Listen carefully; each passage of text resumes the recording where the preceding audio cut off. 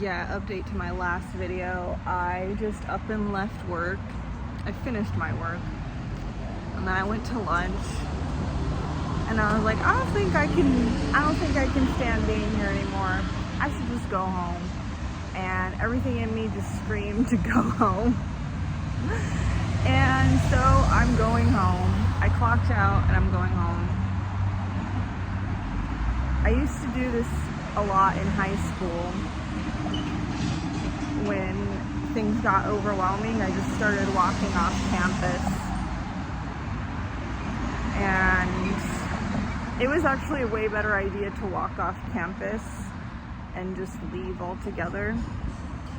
Because I went to school in an area where there was like, you walked maybe like 10 minutes, maybe even less, and you could go sit at a Starbucks. So I would just go sit at that Starbucks all day, and I would usually go by myself and not tell anyone.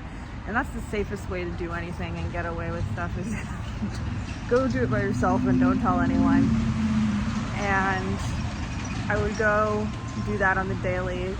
Sometimes I would go hide in the bathroom, just sit in the bathroom, but I got caught that way because like they would send around like monitor people, and they would be like, oh, do you have a hall pass or whatever the hell you need? And of course I'd be like, no. And then you get detention. The detention was really just sitting in the gym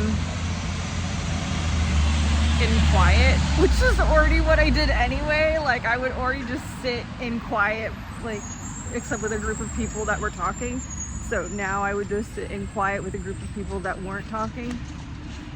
So it wasn't that crazy. And I did that a lot. And then there was another job I had that was like the worst job I've ever had. And this is not the worst job I've ever had by any means. I'm just so done with this. Like this, what I see is not what I feel inside, right? Like I have reality dysphoria. I've diagnosed myself. I have reality dysphoria, and the reality that I am currently experiencing does not match the reality that's in my head and my heart and my soul. And the incongruency of the reality is making it difficult. And so at this other job, I would start to leave early because I was so fed up, and I would start calling out more.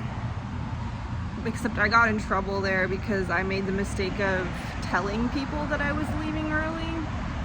And it also was one of those working situations where like people would have noticed that I'm not there. But honestly, I probably could have gotten away with like an hour of leaving early and not telling anyone. And well, the managers there didn't really like me very much because I stood up for myself and I was honest about the unfairness of me and like two other people doing all the work while everyone else hung out all day. And it was like very laborious. Like it was like shipment, and like really, really large shipments with like thousands of boxes, and instead of 6 people working on it, it was like 2, maybe 3 people doing all that work. And I was so overworked. I was so fed up. And I didn't matter what I said or how I protested or how I tried to stand up for myself. It just made them more angry and more annoyed with me. And so it didn't go over well. If you just do things confidently and in silence, I'm telling you, walking off campus was the best feeling ever, because I would just do it so confidently. I wouldn't tell anyone. I would just decide that I'm leaving for the day, and then I would. And it's funny how people treat you when you have that confidence. I remember I had a history teacher that saw me once, and he's like, you weren't in my class today. And I was like, I shrugged and laughed, and he laughed too. And that was it.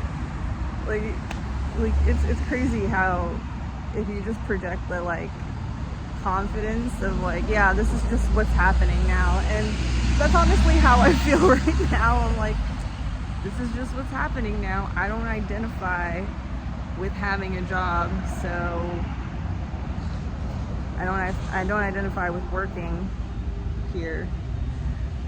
I don't identify getting paid through this job. I identify getting paid through other sources of income. Money just comes to me, and I don't have to work a job I don't like.